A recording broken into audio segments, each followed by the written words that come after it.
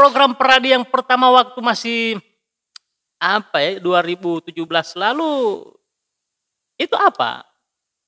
Jadi begini, sebenarnya Kalau tidak. beracara kan itu ya sudah kerjaannya pengacara. Iya, pertama Tapi begini, organisasinya. ini sekedar apa ya? Saya harus ini etikanya ya. Saya memang pengurus ya, tapi saya sebenarnya ini apa tidak dalam kapasitas menjelaskan secara menyeluruh, Ya. tapi karena ini podcast dan apa tidak terlalu apa ya namanya ya, Kita santai. ya, karena suasana santai, boleh saya sedikit membantu kabit bidang humas lah, ya. Belum mampu Pak kabit bidang humas. Satu tentang kuliah? Ya? Satu tentang kuliah? Saya lupa lagi siapa. Gawat ini gawat. Tes tenis tuh kalau tidak salah. Iya. Menjadi salah satu bukan pemilih ini kalau ini. Saya lupa di nama kabit humas ini. Iya. Iya tes tenis NIPI. Di periode ini yang kan baru satu periode itu? Iya, satu periode. Jadi program-program di Peradi itu yang dirumuskan lalu itu apa? Cukup banyak. Jadi kita menetapkannya itu melalui rapat anggota cabang. Jadi rapat anggota cabang itu adalah salah satu forum kedaulatan anggota dalam mengambil sebuah keputusan. Ya, itu. Nah, program-program kita itu diantaranya yaitu adalah pendidikan khusus profesi advokat. Itu adalah sebagai program rutin wajib karena itu adalah salah satu jalan kaderisasi kita untuk melahirkan para advokat baru. PKPA. Iya. Baru kemudian ada tahapan selanjutnya yaitu ujian profesi advokat, lalu kemudian program pemagangan. Terus kalau dia sudah dilantik, disumpah dia jadi advokat, ada juga yang namanya pendidikan khusus profesi advokat berkelanjutan. Jadi pendidikan profesi advokat kayak seperti apa itu dia di jenjang selanjutnya lah kira-kira. Model tiba S2-nya lah kira-kira. Oh iya, ondelo S1 ke S2. Ya, pendidikan S3. Kalau berkelanjutan. Kalau tidak mampu S1, S2, S3, S mampu kan ada. Ya kan? Seperti itu. Nah, selain itu juga kita punya program-program misalkan seperti yang itu didelegasikan ya. Secara nyata melalui program PWH yaitu bantuan hukum, ya kan? Nah, ada sosialisasi hukum, ya, penyuluhan hukum, ada edukasi, ada penelitian, gitu kan? Nah, terus ada program-program misalkan seperti kerjasama dengan kampus misalkan, dengan lembaga lain berarti, sebagai tim backup misalkan ya sebagai drafter. Nah, kira-kira seperti itu. Jadi banyak program yang ada yang dirumuskan di waktu Peradi gitu kan. Yang di periode yang pertama ini. Iya, ada seminar-seminar. Sama seperti kalau kita kemarin kan banyak. Dan itu sudah dilakukan semua? Sudah dilakukan. Kalau di PKPA, siapa tadi ketua yang sekarang? Pak Warsito, PLT-nya. Iya, Pak Warsito. Jadi beliau melanjutkan itu. Jadi apa yang sudah ditetapkan. Pak Warsito ini PLT. Menggantikan almarhum. Iya, dulunya dia apa di Peradi? Wakil ketua. Sehingga ketika ini ketua lama meninggal, langsung di PLT-kan ini wakil ketua sampai menghabiskan masa periodenya. Betul. Iya. Seperti itu. Nah, kalau Trisandi di Peradi itu pengurus atau bukan? Anggota. Masih masuk anggota ya? Kenapa Bu tidak mau masuk ke pengurus? Junior. masih itu yang muncul kamar. Kalau pengurus sudah pasti anggota belum tentu pengurus. Memang ada syarat? Oh iya, ada. Untuk jadi pengurus? Ada. Apa syaratnya jadi pengurus? Ya minimal dia kalau kita di Peradi itu kan minimal dia 1 tahun. Gitu kan. Jadi itu kan kalau untuk membentuk kepengurusan itu kan di Formatur ya. Jadi ketua terpilih itu kan ya, itu kan memiliki hak ya untuk membentuk kepengurusan. Pengurus ini kan anggota yang membantu ketua dalam menjalankan manajemen peradinya. Manajemen peradi, ya, program-program peradi. Ya, tapi maksudnya begini, salah satu syarat jadi pengurus itu 1 tahun. Ketika dia sudah 1 tahun jadi anggota, dia sudah bisa untuk memiliki hak untuk diangkat jadi pengurus. Biasanya kita begitu, kita kan kalau masih baru kan kita belum kalaupun yang baru jadi pengurus juga banyak sekali senior di atas kan. Oh iya, betul.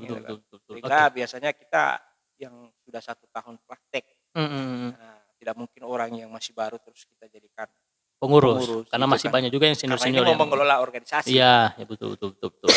Artinya kan ini mengelola organisasi yang beranggotakan orang-orang yang menguasai undang-undang dan lain sebagainya kan begitu. Artinya kan walaupun tanggung jawab 1 pasal saja di 5 orang pengacara saja berbeda argumennya. Mali 6 pendapat. 5 orang membahas 1 pasal jadi 6 pendapat. Nah, makanya itu maksudnya. Ya. Artinya orang-orang yang sudah berpengalaman. Bukan tidak boleh junior-junior ini, boleh. Gitu kan. Hanya saja pertimbangan-pertimbangan dari ketua itu biasanya begitu. Oh, iya. Nah, kalau Tri Sandi Nur 1 tahun di Peradi ini apa pengalaman yang sudah didapat? Ilmu yang didapat itu banyak. Banyak. Kira-kira spesifiknya apa misalnya? Karena Peradi itu bagi Sandi ini Peradi ini apa misalnya? Peradi. Ya tadi kan bilang ilmu banyak, ilmu yang didapatkan dari situ. Nah, apakah misalnya menambah ilmu-ilmu yang dulunya didapatkan dalam kampus, kemudian pada saat mulai turun ke lapangan berpraktek. Banyak yang dapat di situ. Pokoknya banyak. Yang di kampus cuma teori, ini dapat praktek ini. Dan ternyata banyak di kampus teori itu justru di luar lebih banyak lagi yang beda lagi DP teori. DP implementasi kadang-kadang tidak ada dalam teori. Kadang begitu. Banyak teori-teori yang maksudnya tidak ada dalam kampus tapi harus dilakukan pada saat berpraktek ya. Kadang ada. Oh. Teori itu tetap ada dalam implementasi kan jadi landasan. Hanya saja kan kadang tidak diajarkan di kampus tapi itu ada dalam praktek dan harus kita lakukan. Betul. Nah, makanya kan advokat itu disebut sebagai praktisi hukum. Iya. Kalau para dosen kan disebut akademisi. Betul. Ya, jadi kita mempraktekkan apa yang sudah kita pelajari di kalau orang-orang di politik politisi.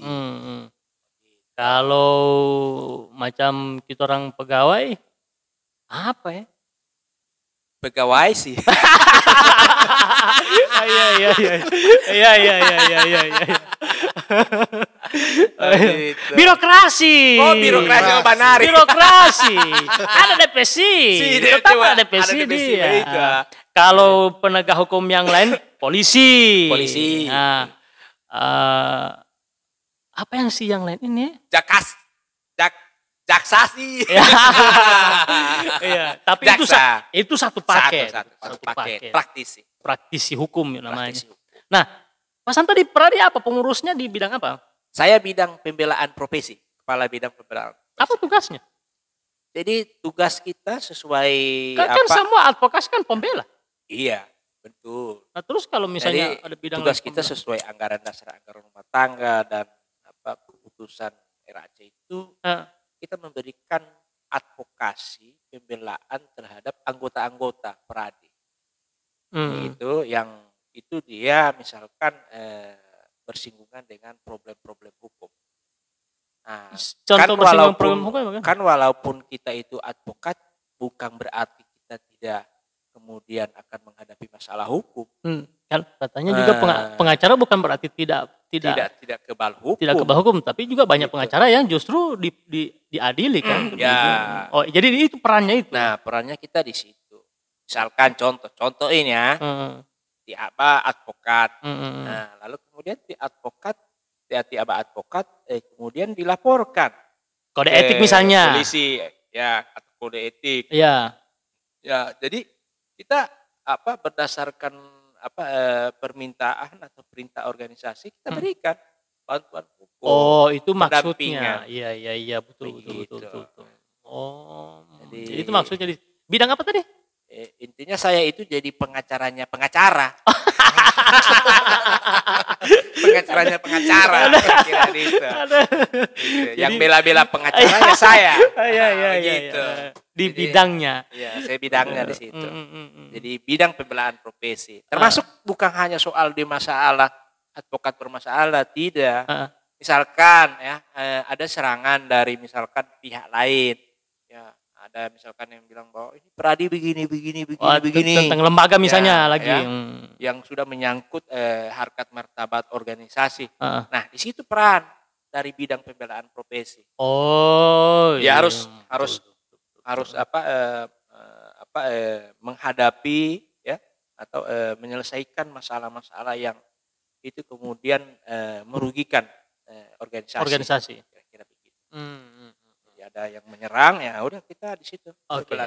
Ana mau balik lagi Pak Trisandi. Biasa kan dalam hal, Ana pernah tanya Pak Pasanto kan banyak kendala-kendala dalam hal menghadapi masalah kan, dalam mendampingi klien. Kalau Sandi selama ini pengalamannya bagaimana? Pengalaman dalam pada saat mendampingi klien itu kan pasti ada kendala-kendala. Nah, kendala apa yang pernah dialami waktu itu? Kendala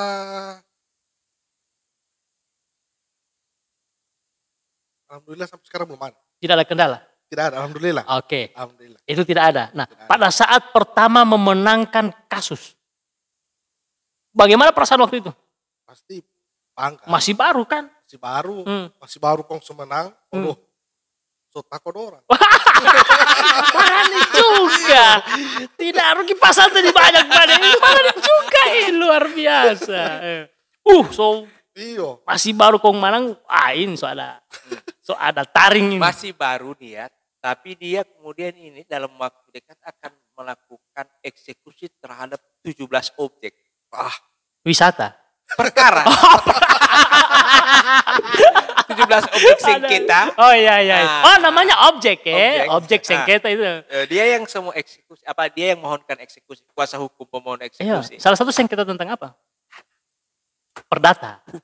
Huta. Jauh tuh itu huta. Kan baru 2 H ini yang sering ada mas itu baru 2 H. Salah satunya huta. Kan? Yang halan ini terserah orang mau bilang apa yang nonton ya.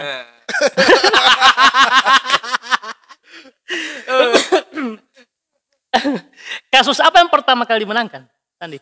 Kasus tanah, perdata tanah. Perdata. Paling banyak menangin perdata tanah. Banyak tanah tuh, banyak tanah. Oh, banyak tanah yang banyak tanah lo orang yang kurang urus. Bukan seorang petana. Iya. Karena lo orang yang dia tidak urus-urus. Orang ini urus tanah tapi tidak ada tanah. Di situ itu. Banyak pak urus tanah tapi tidak ada tanah. Aduh, tapi itulah pengacara. Oke, kembali lagi ke Pradi, DPC Pradi yang menghadapi musyawarah di bulan depan. Musyawarah yang kedua ya Pradi? Pertama. Musyawarah yang pertama karena yang lalu kan penunjukan. Masih pembentukan dari pimpinan pusat. Yang sampai hari ini semua berakhir kan baru penunjukan toh? Iya. Dari pusat. Nah, ini untuk musyawarah pertama. Nah, kan sudah semua berakhir di periode yang pertama kan. Tentunya kan banyak harapan-harapan di kepengurusan itu mungkin yang belum terwujud kan begitu. Nah, pasti teman-teman advokat di Pradi ini punya harapan lebih terhadap Pradi nih, DPC Pradi. Nah, apa yang diharapkan ketika misalnya terjadi musyawarah pertama ini? Lahirlah pemimpin atau ketua baru. Nah, apa yang diharapkan oleh Pradi itu ke depan? Harapan sudah yang pasti diinginkan, yang artinya banyak, dicita-citakan. Ya. Pertama begini sebelum kita bicara harapan.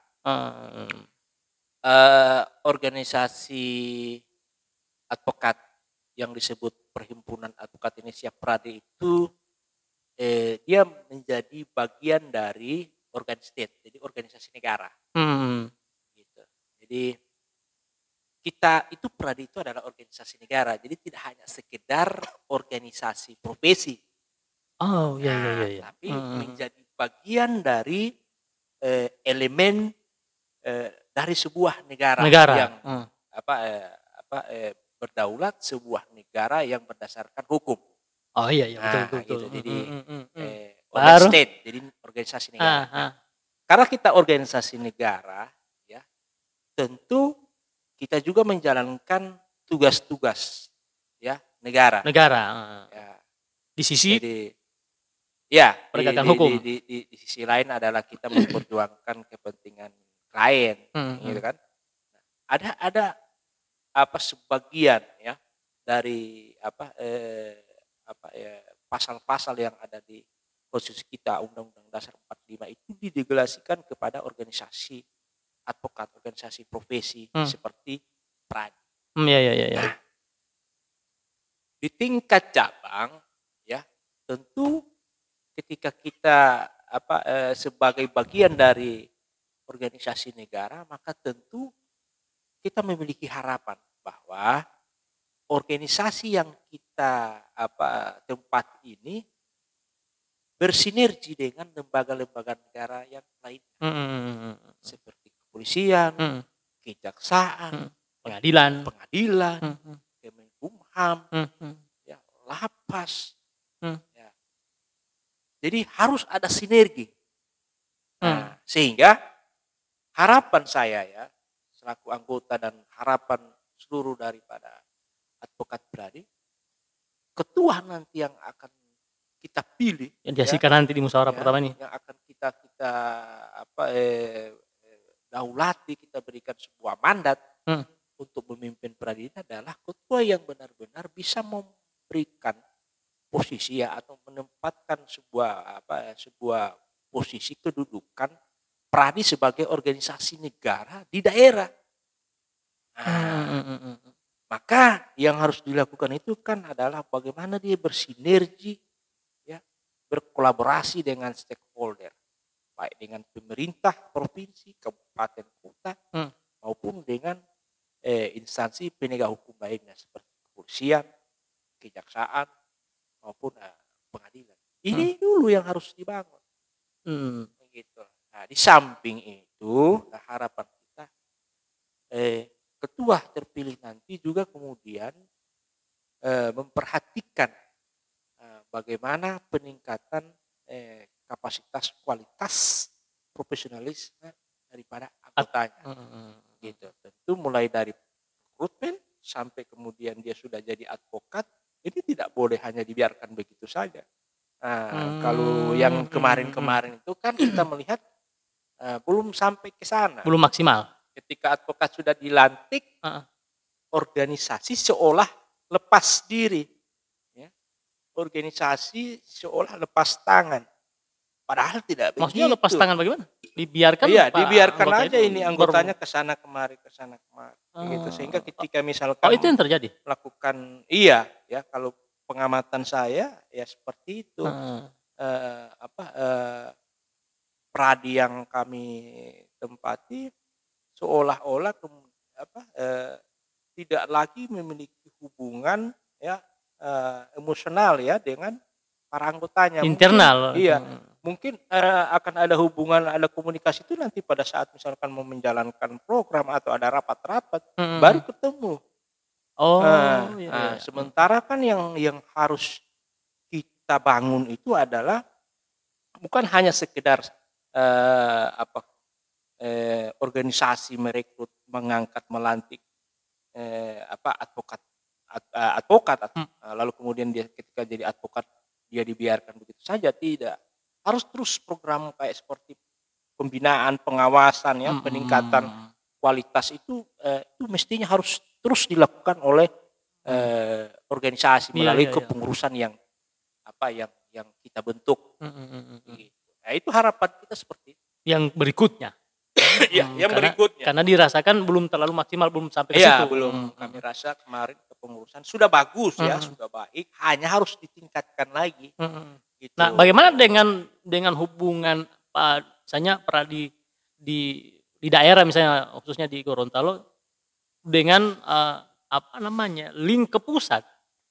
Ya, itu penting. Kenapa? Karena secara hierarki kita adalah organisasi di daerah yang itu tidak boleh lepas, harus merupakan satu kesatuan dengan organisasi di atasnya di tingkat pusat ya. Nah, karena kita itu menjabarkan program-program juga di tingkat pusat. Misalkan ada sebuah kebijakan umum dari pimpinan DPN. Nah, itu kan implementasinya harus sampai di cabang. Maka komunikasi ya, koordinasi dengan pimpinan pusat harus terjaga, harus terbangun dengan baik. Karena kalau tidak begitu ya kita kayak seperti jalan sendiri dan itu tidak bisa. Dalam sebuah organisasi kita adalah satu kesatuan. Iya. Gitu. Karena mau apa-apa ya, contoh misalkan seperti kita mau PKPA itu kan PKPA apa? Pendidikan Khusus Profesi Advokat itu kan adalah program dari DPN yang itu kemudian kita jabarkan diimplementasikan melalui DPC. Gitu. Iya. Ketika ada MOU ya kan, kalau program PKPA itu kan harus dikerjasamakan dengan perguruan tinggi ya, fakultas hukum yang terakreditasi B, gitu kan. Nah, itu kan yang memiliki wewenang untuk melakukan MOU itu bukan DPC Pradi. Iya. Tapi bukan organisasi cabang, tidak, tapi DPN Pradi. Oh. Nah, tapi teknisnya ya didelegasikan kepada DPC. Pradi. Oh iya. Jadi hubungan ini yang harus dibangun sebenarnya. Iya, MOU itu bukan dengan kita di kepengurusan cabang, tidak. MOU itu contoh misalkan kita MOU dengan salah satu kampus, misalkan saya sebut aja misalkan Universitas Gorontalo. Nah, yang tanda tangan itu kan adalah Ketua Umum DPN Pradi dan Rektor. Nah, kita di DPC Pradi hanya itu mengurus misalnya. Aja. Teknisnya. Gitu kan. Oh, jadi begitu ya, bukan langsung dari sini tanda tangan MOU-nya. Iya, tidak. Gitu. Maka tidak boleh jalan sendiri DPC Pradi. Harus ada komunikasi yang baik, yang dibangun dengan pimpinan DPR. Oh iya. Nah, Betul. Ketua yang akan kita pilih ya tentu ya paling tidak bagi saya ya itu memiliki akses ya komunikasi yang efektif. Maksudnya yang diinginkan ke depan. Kalau tidak memiliki akses komunikasi yang efektif, susah. Oke. Tadi kan Pak Santo sempat singgung tentang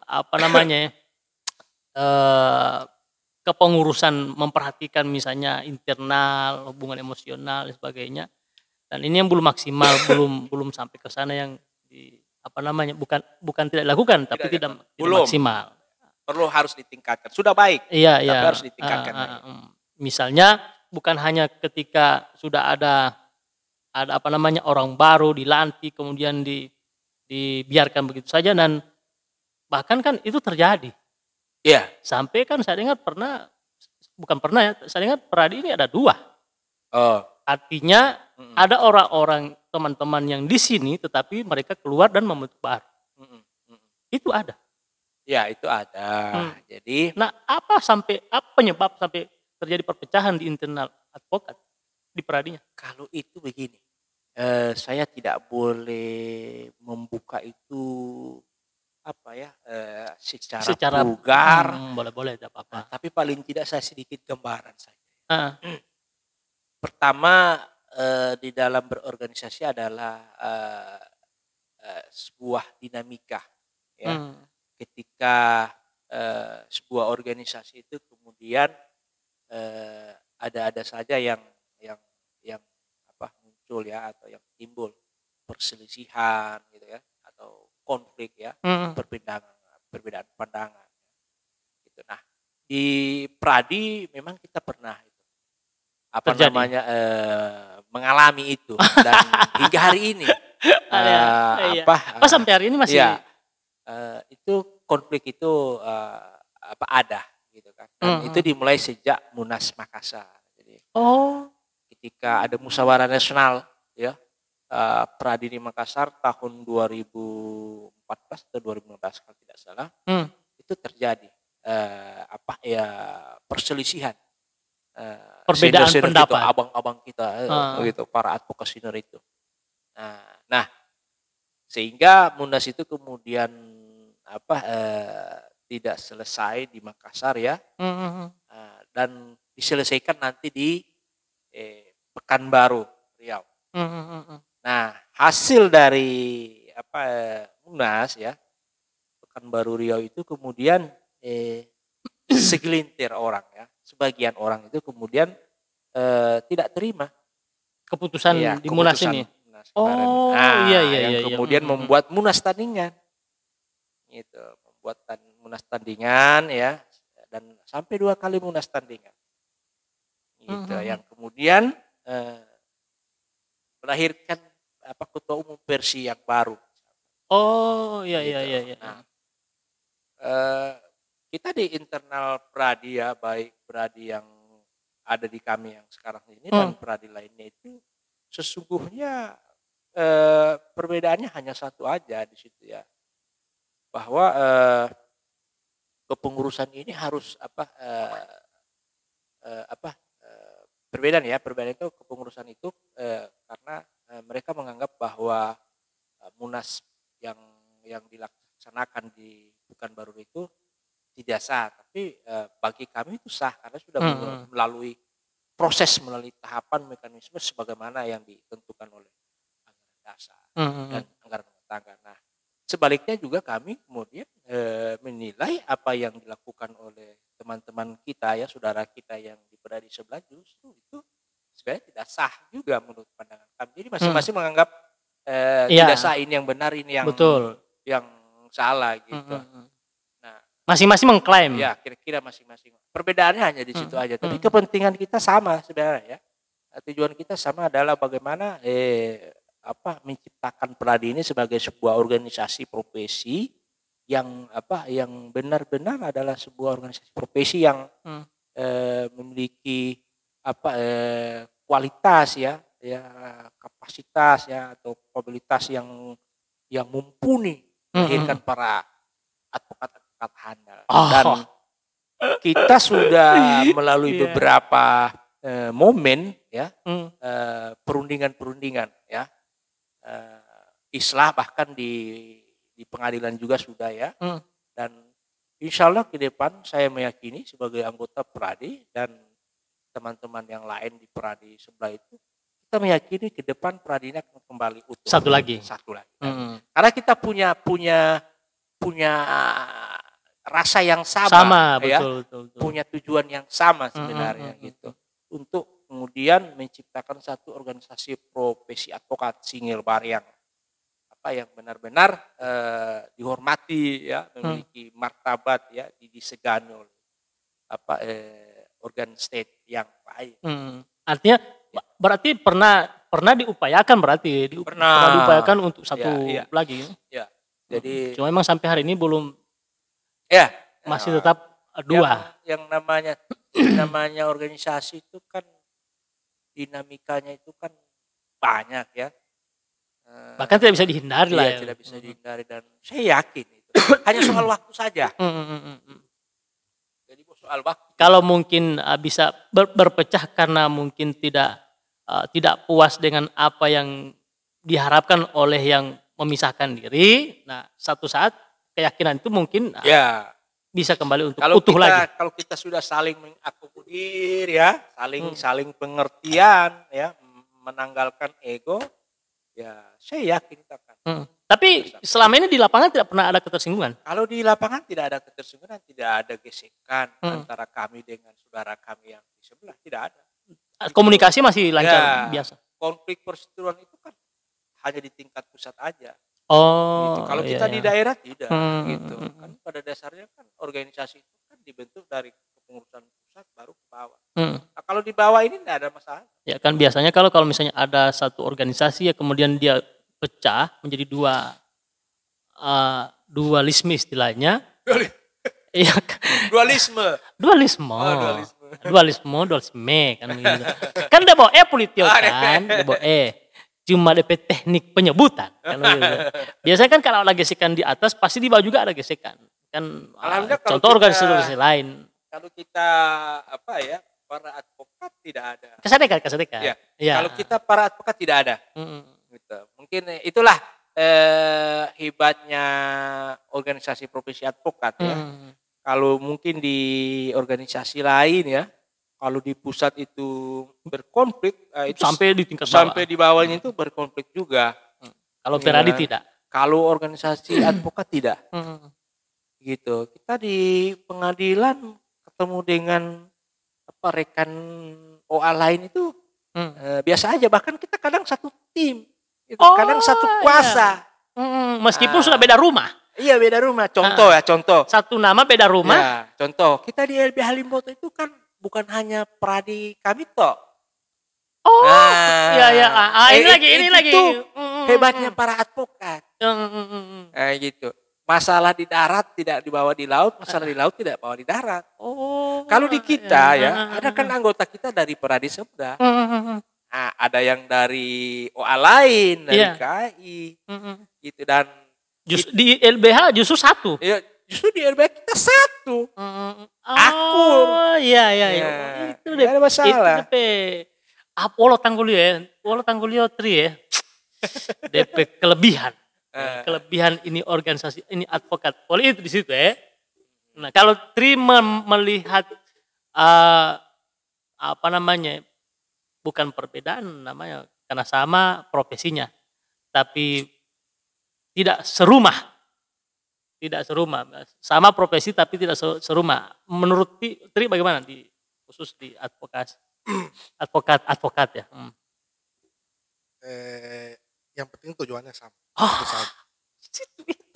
Di situ dia. Itu dia baru singkat dia punya. Tujuan sama. Kalau tadi banyak ini baru singkat dia punya. Tujuan sama, mau tanda tangan kuasa. Iya. Tri juga kalau mau ke teman-teman yang yang tidak serumah. Biasa sama cerita biasa. Sharing. Saling berbagi pengalaman. Iya. Oh, jadi itu kelebihannya lagi. Beda dengan organisasi lain. Tidak ada kita orang pakalai, baku hina atau baku ini lebih besar, ini lebih tidak. Sama tuh orang. Gitu. Dan di LBH Limboto seperti itu. Jadi kita itu pelangi. Iya. Pelangi, jadi warna-warni di dalam. Asik juga. Oke, kembali lagi ke musyawarah, ya kan? Bulan depan, tanggal belum ditetapkan? Kalau tidak salah sudah ditetapkan tanggal 22 dan 23 ya. Iya. 22 dan 23. Rencana di mana pelaksanaan? Oleh panitia? Belum ada penentuan. Belum ada penentuan. Mungkin kita menunggu undangan saja. Kalau sekarang kantornya di mana? Di Jalan Durian. Tunggu, Tomulo Butao. Durian Montong atau apa? Jalan. Oh, saya kira di jalan yang ada durian. Jalan durian. Montong ini. Di sana kantor atau sekret? Kantor ya? Kantor sekretariat DPC Pradi. Oh iya, di Jalan Durian di sana ya. Saya kira di Limboto. Di Limboto tidak. Tapi insya Allah akan ada DPC untuk maksudnya, Limboto. Kan ini DPC. Paradinya kan DPC ini. Kenapa harus ada DPC lagi? Kan mestinya di setiap wilayah hukum pengadilan itu ada satu DPC. Nah, kalau kita di Gorontalo kan kita kendalanya itu kan jumlah anggota. Belum cukup. Nah, tapi setelah kita kemarin pimpinan kita di DPC kemarin ya, ASB, Rakernas, salah satu yang dibahas itu adalah pembentukan DPC baru. Meskipun dia di satu daerah? Iya, sama. Di satu provinsi. Nah, salah satu keputusan itu adalah membentuk DPC baru di setiap wilayah hukum pengadilan negeri. Saya kira PAC. Tidak. Tetap DPC namanya? DPC. Nah, di Gorontalo itu kan ada 4 wilayah hukum. Pengadilan negeri Gorontalo membawahi kota Gorontalo dan Kabupaten Bone Bolango. Pengadilan Negeri Limboto membawahi Kabupaten Gorontalo dan Gorut. Pengadilan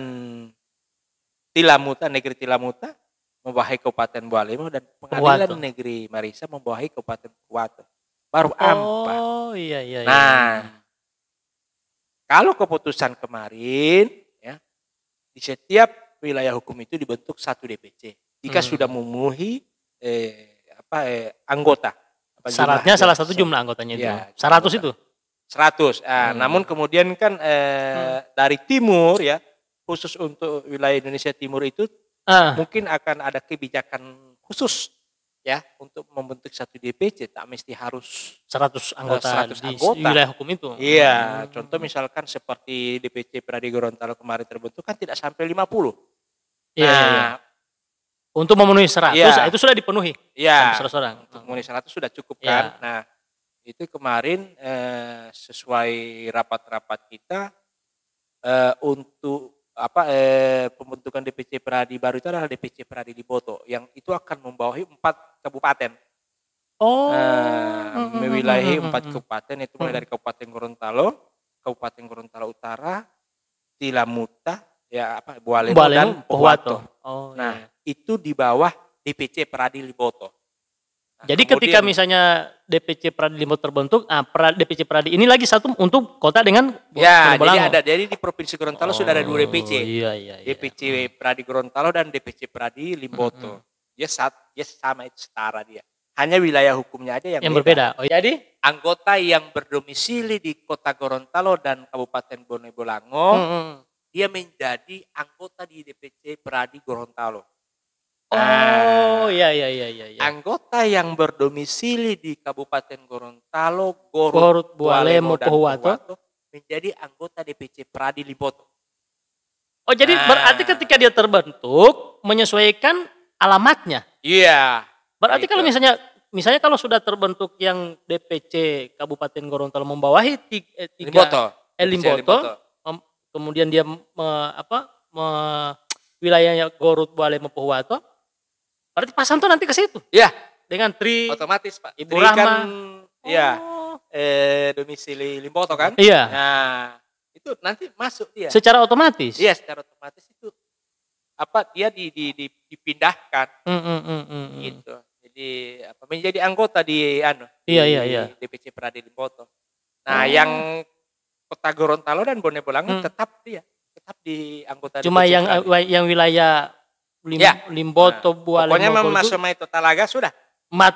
Liboto ngambil awit. Jadi audit ya. Nah, ini kira-kira kalau misalnya salah satu juga bagian dari harapan para teman-teman advokat ketika melahirkan ketua baru, mungkin ini juga salah satu program pembentukan. Iya, dalam waktu dekat kalau itu kan adalah salah satu keputusan Rakernas ya, Rapat Kerja Nasional. Nah, maksudnya begini Pak Santo, misalnya tahun 2023 atau 2024 harus sudah terbentuk, tidak begitu? Tahun 2022 ini akan terbentuk. Berarti dan setelah musyawarah ini salah satu prioritas yang dibentuk. Iya, salah satu. Jadi kita setelah musyawarah cabang DPC Pradi Gorontalo kemudian memiliki kepengurusan yang definitif, maka selanjutnya pengurus DPC Pradi Gorontalo itu kemudian menyiapkan pembentukan DPC Pradi Gorontalo. Karena diberikan waktu 2022. Iya, 2022 harus sudah terbentuk. Jadi tugas utamanya pengurus baru. Iya, kira-kira mungkin 2-3 bulan setelah kepengurusan yang baru yang Gorontalo definitif, maka Liboto harus sudah terbentuk. Gitu. Sudah jadi tugas utama itu. Iya, target itu. 1 bulan 2 bulan kemudian mungkin akan langsung melaksanakan rapat anggota cabang DPC Pradi Gorontalo untuk menyiapkan pembentukan DPC Pradi Liboto.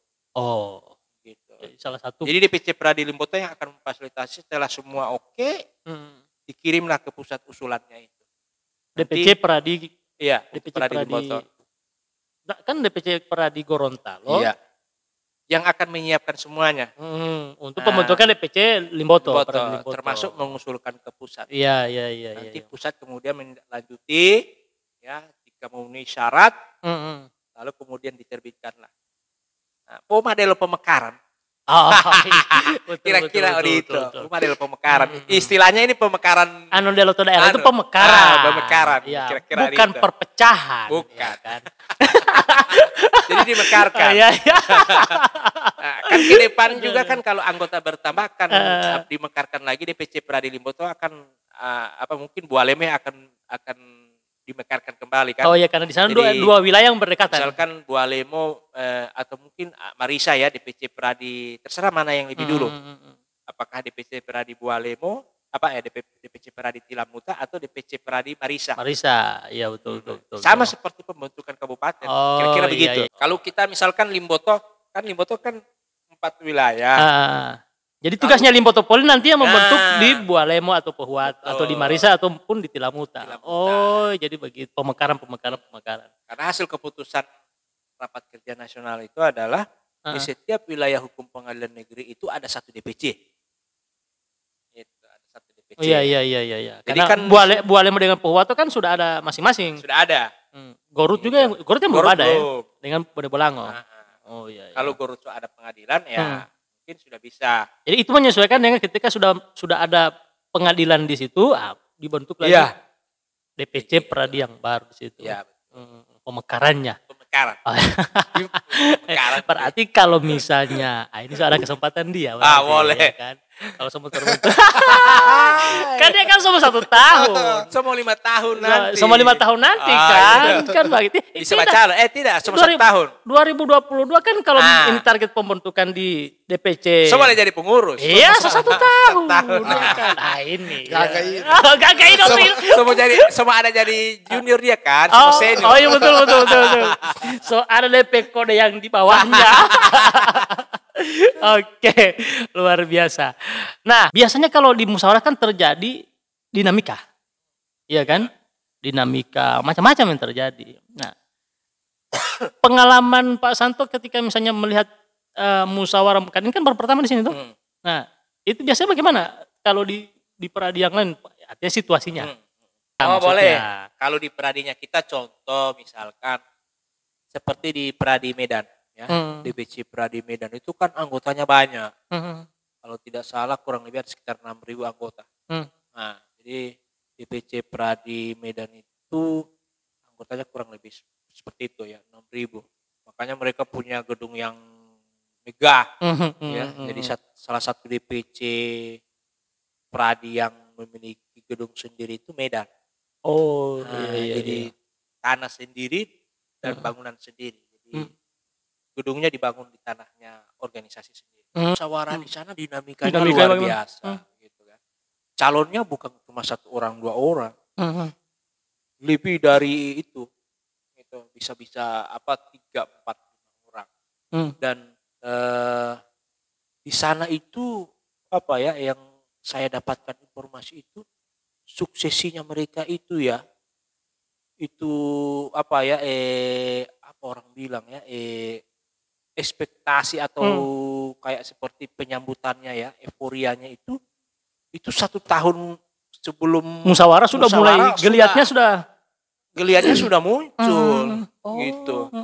Jadi semua muncul kemarin ini foto baliho, sama juga macam pilkada begitu kan, 5 tahun juga kan. Kalau yang di sini kan di media sosial. Di sini kan nanti kadang bahkan sekarang belum dapat rasa DP. Belum dapat lihat sampai ini calon kan. Mungkin karena pengaruh baru pertama kok anggota baru sedikit. Iya, jadi belum ada baliho-baliho yang muncul. Belum ada gitu kan. Iya. Tapi kita akan coba bikin begitu supaya ramai juga tuh. Kan meskipun baru pertama tapi bikin begitu. Tapi kalau di Jawa, di daerah Sumatera itu macam lawang-lawang pilkada begitu. Bahkan anjang sana anjang sini. Iya. Gitu. Injang sana injang sini. Maksudnya anjang ini kosana komari. Oh iya. Cari dukungan. Iya. Saya kira ini injang sana injang sini. Jadi begitu. Misalkan saya mau baca alon. Kunjungan ke sana. Jadi saya mau ke Limboto. Mendulang suara kan, mendulang dukungan tuh. Saya mau ke kota, saya mau ke Bone Bolango. Konsolidasi. Konsolidasi. anjang sana anjang sini, toko sana kemari. Tidak hanya sebatas di warkop, iya. tapi 1 tahun semua musyawarah itu orang so bagarai, so ada tim lagi, so terbentuk. Iya. Jadi mulai so ada Bali, so ada tim, iya so begitu. Bahkan kadang-kadang manuver itu sudah mulai ya jalan. Iya. Gitu. Kalau di musyawarah Peradi juga ada money politiknya tidak? Kalau istilah money politik kalau di pilkada kan bisa dimasukkan istilahnya bisa dimasukkan lah. Kalau ada juga istilah itu saya belum melihat, saya belum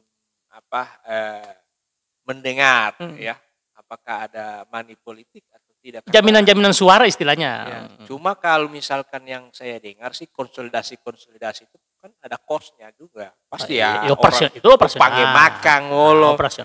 Operasional ya. Ada kos politik lah dari seorang kandidat yang ingin menjadi ketua gitu. Tapi kalau misalkan money politik beli suara. Saya belum mendengar. Satu suara misalnya 10 juta, 5 juta itu tidak. Walaupun memang kadang-kadang ya tidak bisa dipungkiri isu-isu itu ada. Isu-isu itu berhembus. Bahkan bukan cuma di sana, orang yang kecil ini ada. Mulai. Isu begitu itu ada. Tapi alhamdulillah kita semua termasuk saya advokat tidak melihat itu. Mungkin Bo garata. Sekedar meramaikan. Iya kan, betul. 1 juta 1 suara, apa. 1 juta. Tidak ada itu, sebenarnya tidak ada. Jadi pernah ada dengan 1 juta 1 suara? Tidak. Tidak ada. Belum. Berarti masuk ke Mbak Demo. Kalau ada. Berharap. Kalau ada mana? Kan? Tapi artinya kan begini. Mudah-mudahan tidak seperti itu. Insya Allah dan kita konsisten jaga itu. Jangan sampai ada money politik seperti itu. Kita sangat karena begini, kita itu kan APH. Iya. Kita itu penegak hukum, advokat penegak hukum. Yang paham tentang undang-undang, tentang aturan. Tentang undang-undang. Berarti tidak boleh kita melakukan money politik seperti itu. Saya pun kalau misalkan mencalonkan punya uang, saya tidak akan melakukan itu. Iya, betul. Gitu. Karena kalau itu yang kita lakukan, maka sudah dipastikan ke depan dia tidak akan mengurusi organisasi, yang akan diurus adalah dirinya sendiri. Nah, justru juga akan mencederai organisasi sendiri. Kan begitu. Akan mencederai organisasi, marwah advokat, marwah organisasi advokat. Dan kalau ada calon-calon yang seperti itu ya sudah pasti. Dan kita akan mungkin kita akan permasalahkan lah kira-kira begitu ya. Tapi kan harus masuk juga di salah satu yang disepakati pada saat musyawarah. Iya, sudah pasti itu sudah menjadi sebuah fakta, sebuah pernyataan ya, fakta ya. Kalau saya dengar sih panitia salah satu formulir ya atau salah satu dokumen yang harus ditandakan itu adalah menyatakan tidak akan melakukan money politik. Ya, kecurangan melakukan black campaign kampanye hitam. Kalau yang saya dapatkan informasinya begitu dari panitia. Berarti tidak ada itu. Sudah dipagar duluan berarti. Mudah-mudahan insya Allah tidak terjadi. Kita berharap tidak terjadi gitu. Tapi kan Tetri kan berharap. 1 juta 1 suara. Dia dapat lawan pilpres.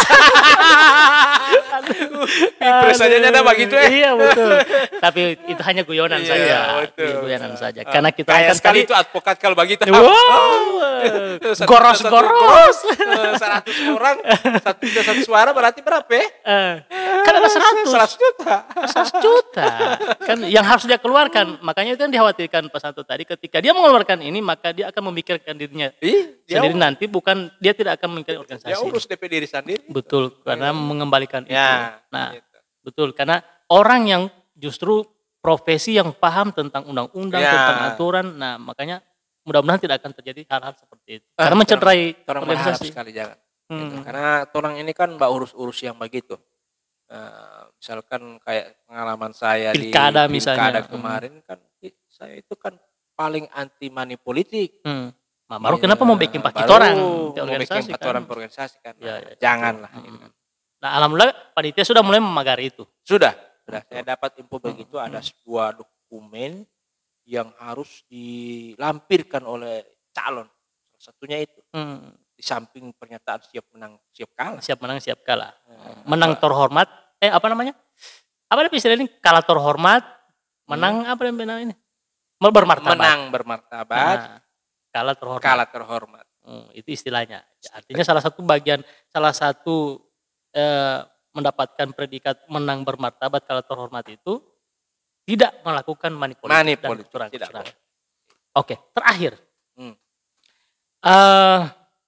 Ke depan apa yang diharapkan secara keseluruhan tentang Peradi? Saya ingin Peradi ini menjadi organisasi bagi para advokat yang bisa memberikan ruang bagi para advokat untuk mengembangkan dirinya. Gitu. Jadi saya berharap Peradi ke depan menjadi sebuah organisasi yang memfasilitasi anggotanya untuk menunjukkan kepada dunia, menunjukkan kepada rakyat bahwa ini loh advokat yang memiliki prinsip opsium nobile. Gitu. Nah, Peradi harus bisa mengantarkan para advokat untuk mencapai tujuan itu, opsium nobile itu. Karena advokat adalah profesi yang terhormat dan organisasi memiliki tanggung jawab gitu untuk mengantarkan para advokat mencapai posisi itu atau mencapai level itu. Opsium nobile. Dan itu menjadi bukan beban ya. Jadi tugas utamanya organisasi yang nantinya melahirkan ketua yang baru. Iya. Tidak boleh hanya oleh individu advokat. Kan kita itu kan ya, profesi advokat itu disebut sebagai opsium nobile ya, profesi yang terhormat. Nah, bagi saya profesi yang terhormat itu tidak akan mungkin ya bisa dicapai oleh seorang advokat itu hanya secara individu, dilakukan secara individu. Dibutuhkan intervensi organisasi. Ya. Jadi campur tangan organisasi terhadap anggotanya untuk bisa kemudian mencapai opsium nobile itu. Karena kenapa? Organisasi memiliki perangkat semacam sebuah dewan kehormatan ya, komite pengawas ya yang memiliki wewenang mengawasi para advokat untuk menegakkan kode etik advokat. Karena hanya dengan menegakkan ya kode etik advokat ya, kita berpedoman pada anggaran dasar, anggaran rumah tangga dan kode etik advokat lah kita baru bisa mencapai opsium nobile itu. Dan organisasi punya wewenang untuk menjalankan itu. Maka ketika ada advokat ingin mencapai posisi opsium nobile itu tanpa ada campur tangan organisasi ya tidak nonsen, tidak akan mungkin. Nah, berarti terjadi. Itu harapan untuk ketua. Ya. Ketua dan pengurus dan kita semua. Betul. Oke. Nah, Tri. Apa harapannya ke depan? Untuk Peradi insya Allah lebih sukses lagi. Emang pengusaha? Maksudnya lebih sukses, lebih baik lagi dan bisa namanya itu merangkul anggota-anggota. Iya. Soalnya dia ada perasaan mau biar-biar. Tidak diperhatikan oleh pengurus. Oke. Untung ada LBH Limboto. Oke, terima kasih sudah hadir di podcast. Terima kasih Abah. Luar biasa ini. Luar biasa, sukses akhirnya selalu. Orang cerita, orkas juga tidak habis ini. Oke, terima kasih Tri. Luar biasa, mudah-mudahan dilancarkan dari segala urusan-urusan pendampingan terhadap masalah-masalah masyarakat. Amin. Dan lebih dipercaya, ya kan, integritasnya, marwahnya lebih kuat lagi. Dan yang paling penting ke depan mudah-mudahan bisa satu lagi. Insya Allah kita berharap itu Peradi menjadi satu, single bar. Oke. Terima kasih.